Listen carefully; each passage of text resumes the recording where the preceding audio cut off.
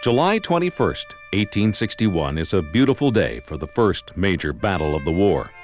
Union soldiers, their uniforms clean and pressed, march on Bull Run Creek under General McDowell. They are 37,000 strong. Martial music plays and Union banners flap in the wind. Waiting at Bull Run Creek are 22,000 Confederates commanded by General Beauregard and Sidney Johnston. Their strategy is to defeat the enemy's rear and endanger Washington, D.C. Both armies converge near Stone Bridge on Bull Run Creek. A small contingent of Northerners block the Southern advance at the bridge. It is up to Southern forces to break through this blockade and continue their assault against the enemy. A Union victory looks assured when Confederate General Thomas Jackson is told, "General, they're beating us back." He replies calmly, "Then we will give them the bayonet." His bold defense turns the tide of the battle and forever enshrines him in military lore as Stonewall Jackson.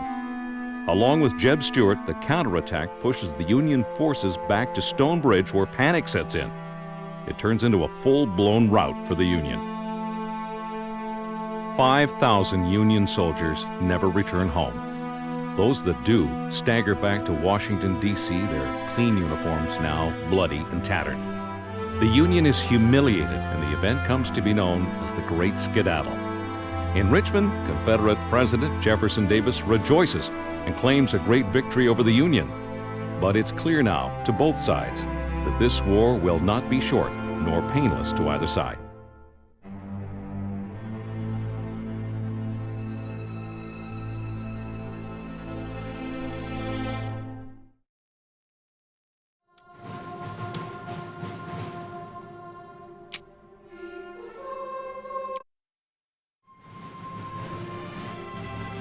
Spring of 1862. General McClellan refuses to fight with his enormous Army of the Potomac. But General Ulysses S. Grant is anything but timid. He camps on the west side of the Tennessee River at Pittsburgh Landing. Across from him, Sidney Johnston masses his troops in Corinth and plans a surprise attack.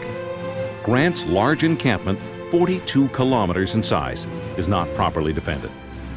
In the early morning, commanding an equal force of raw recruits, Confederate General Johnston knows he has to stop Grant now before reinforcements arrive.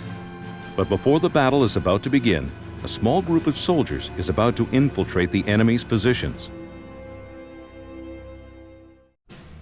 Taking heavy losses, the Union finally retreats to the Tennessee River. They hold that position as a dozen massive assaults are launched and 62 cannons blaze away. Confident of a total Southern victory, General Beauregard is shocked to face 72,000 enemy soldiers the next morning, as Buell has arrived the night before with reinforcements. Grant takes the field and forces the South to withdraw after a murderous engagement. All in all, after 2 days of fighting, there are 23,000 casualties, more than in all previous American wars combined.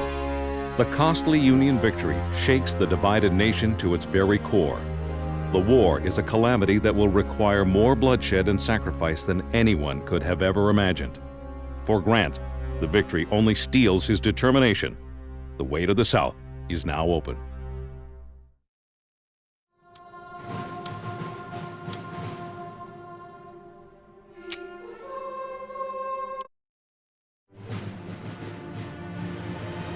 In the late summer of 1862, General Lee invades the North, hoping to deliver a fatal blow to the Union. Lincoln sends General McClellan to stop Lee in his tracks at Sharpsburg, Maryland. Even though McClellan captures Lee's dispatches, exposing his entire battle plan, the overly cautious Northern general still will not act for 2 days. This gives Lee more and more confidence. The North achieves a temporary advantage at Bloody Lane, where Confederate soldiers are trapped in a sunken road and slaughtered. In the southern section of the battlefield, Burnside attacks the bridge at Antietam Creek. Lee is overwhelmed at Antietam Creek and has no more reserves to bring up. It looks like his army will be destroyed when at the last minute, General Ambrose Hill arrives with reinforcements and beats back the Northern advance. The next day, Lee expects an all-out attack and certain destruction. but no attack comes. Once again, McClellan allows the great general to escape. He retreats back into Virginia, able to fight another day. The battle does not give either side a decisive victory, and yet 23,000 casualties occur, 9 times the number that fell at Normandy. Tremendously disappointed, Lincoln still declares this a victory, and within days signs the Emancipation Proclamation. England decides against backing the South, an act that will affect the entire outcome of the war.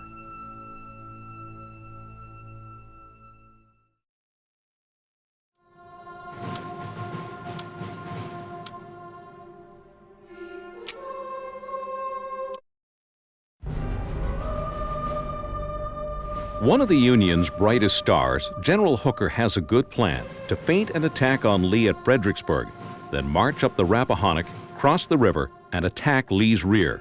On April 30th, 1863, with 90,000 men, Hooker's main force reaches Chancellorsville.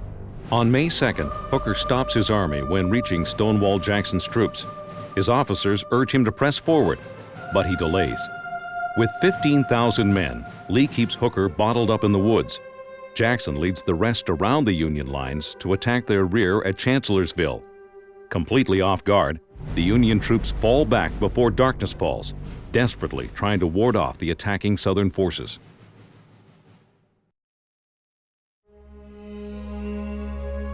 Because of the late attack, Jackson doesn't have time to finish the job. He rides after the retreating Yankees, considering a night assault. When he returns, confused Confederate sentries mistake him for the enemy. 2 of Jackson's aides are killed, and he's shot twice in the arm. The limb has to be amputated. The next day, Hooker orders a retreat, and the Union Army crosses back over the Rappahannock. The defeat is total. Hooker loses 17,000 men. It's Lee's costliest victory to date.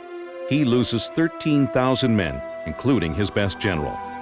On May 10, 1863, Stonewall Jackson takes a turn for the worst and dies of pneumonia.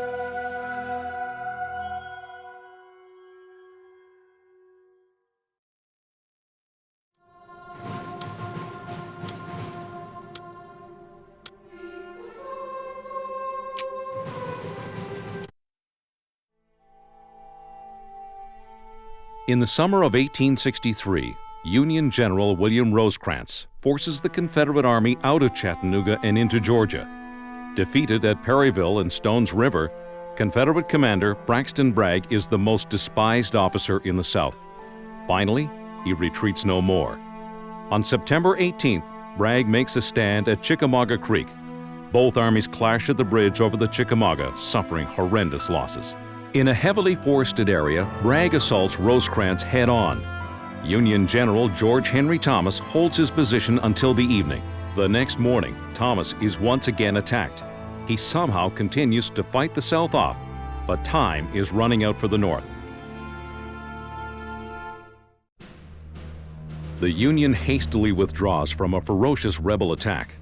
Fortunately, General Henry Thomas commands the remnants of 7 divisions of the Army of the Cumberland. He repulses assault after assault, barely averting a complete rout of the Union.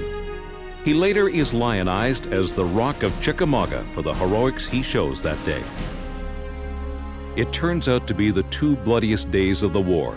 The Yankees lose over 16,000 men, and the South over 20,000. Licking their wounds, the North withdraws to Chattanooga. Humiliated by the loss, Lincoln replaces Rosecrans with Grant. It turns out to be his best decision of the war.